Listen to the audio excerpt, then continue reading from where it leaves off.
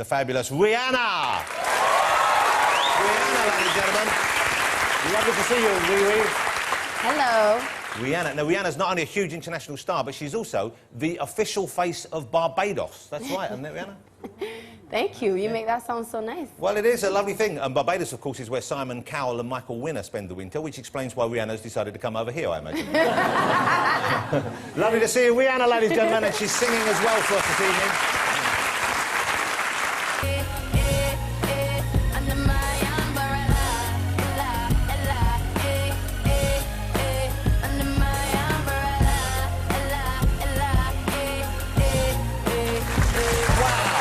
Best use of spray paint all year. Here she is, the gorgeous Rihanna.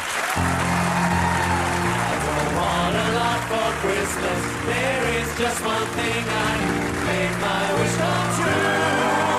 All I want for Christmas is you. Well, that's some outfit. Look at that. That's some outfit. Thank you, darling. What a great look Rihanna's got going on there, and with the shoulder pads and everything. Congratulations. Thank you. That's amazing. Who made that? Is it a dress? Was it a curtain? Where do you get that from? It's remarkable. It's a dress. Beautiful. Made by Alexander Vautier. You can borrow it anytime. It's fabulous. Well, yeah, like it would fit me, even with the belt. It could. Welcome to Rihanna, but Rihanna's not your real name. Well, is it Robin that is your real name? Rihanna's my middle name. Okay, so it's Robin Rihanna Fenty. And your fans sometimes call you Riri, is that right?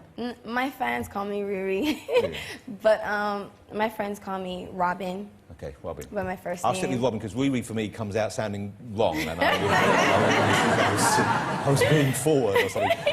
Hey, so I always thought you were American, but you're from Barbados originally. Yes. Okay, and now what's a Barbadian Christmas like? A Bajan Christmas, it's warm. There's no snow, there's no white Christmas. But we have the same tradition. It's very family-oriented. And just tons of food, tons of family, church. And traditionally, we have turkey. Do you have a turkey for a traditional... Not Christmas. No. No. What do you have? What would be the traditional... Ham. Ham? A big ham? Yeah. Okay, well,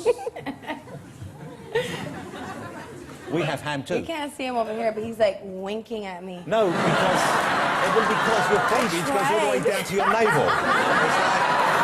I have to say, it was a little uncomfortable watching Umbrella backstage with the priest. Did you have to play the naked silver scene? I don't think no one comes to a lot. They can't believe their luck. Oh, you're covering your eyes now, Father.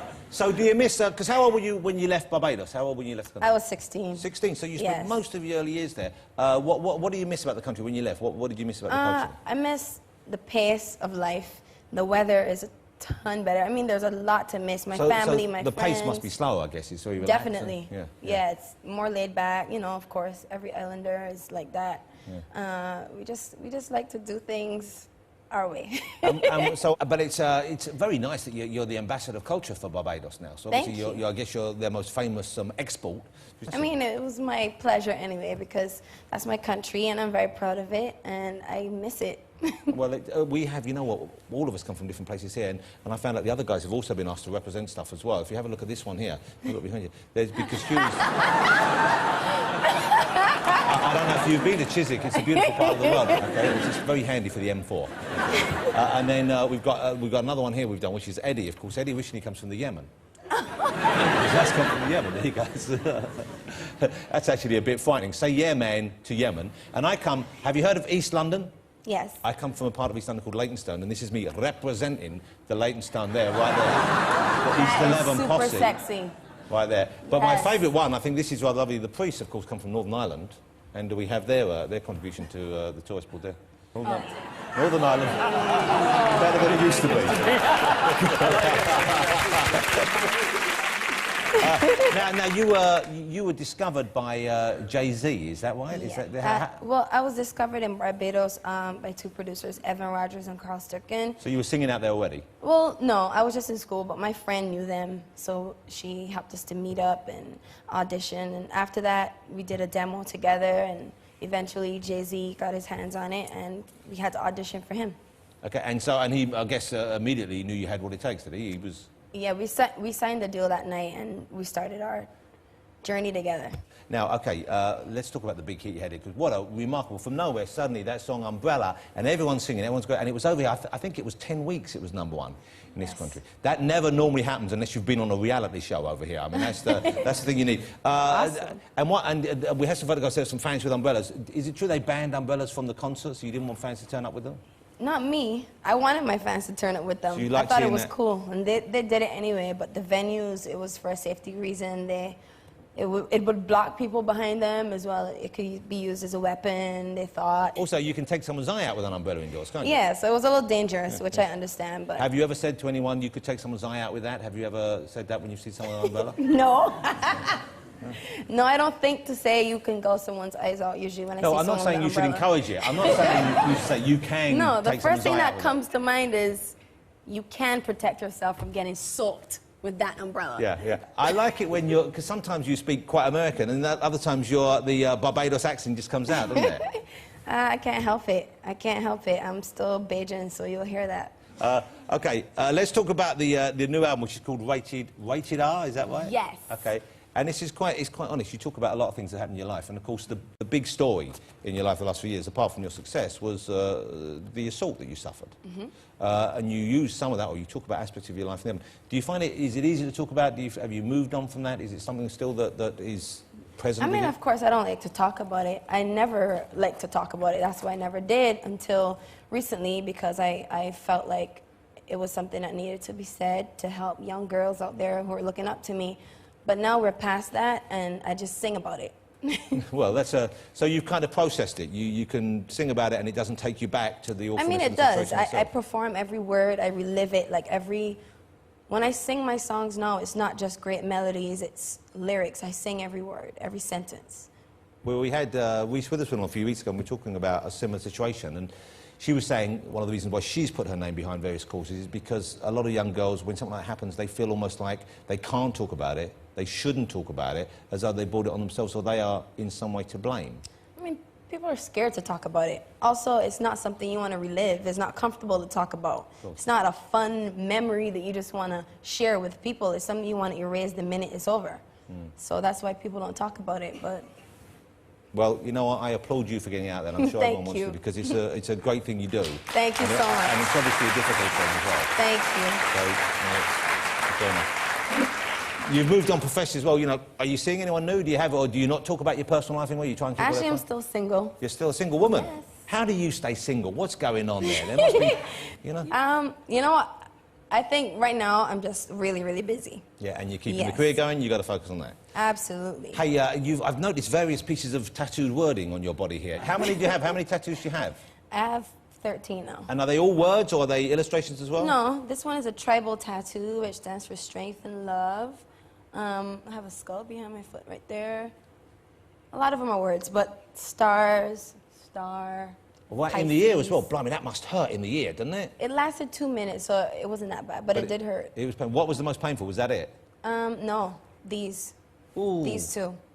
I have to say, like, I would never advise anyone to get tattoos on their fingers. Okay, but can I ask you then, once you've done one, why did you then have another one if you knew how... I know, it's stupid. You forget the pain after it's done. Like childbirth. And then you just, I want another tattoo. That's why I have 3 children. I forgot how difficult it was after the first one. I'm sure you never knew how difficult it was.